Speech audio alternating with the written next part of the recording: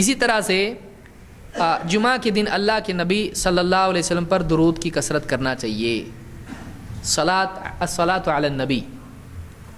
اللہ کے رسول صلی اللہ علیہ وسلم فرماتے ہیں اکثر الصلاۃ علی یوم الجمعۃ ولیلۃ الجمعہ. جمعہ کے دن اور جمعہ کی رات میں مجھ پر کثرت سے درود پڑھا کرو. فمن صلی علی صلاۃ صلی اللہ علیہ عشرہ. تو جو مجھ پر ایک مرتبہ درود پڑھتا ہے اللہ تعالیٰ 10 مرتبہ اس پر صلاۃ نازل کرتا ہے. اس کو امام البیہقی نے ذکر کیا ہے.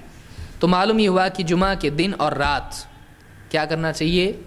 اللہ کے نبی صلی اللہ علیہ وسلم پر کثرت سے درود پڑھنا چاہیے.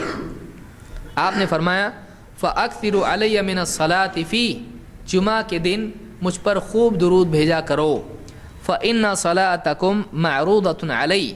اس لیے کہ تمہارا درود مجھ پر پیش کیا جاتا ہے. اس حدیث کو امام احمد، ابو داؤد، نسائی، ابن ماجہ، ابن حبان اور حاکم نے روایت کیا اور یہ صحیح روایت ہے. تو یہ بھی جمعہ کے آداب اور احکام میں سے ہے. اللہ رب العالمین جمعہ کے دن ان چیزوں کا اہتمام کرنے کی ہم سب کو توفیق عطا فرمائے. اقول قولی ھذا واستغفر اللہ لی ولکم.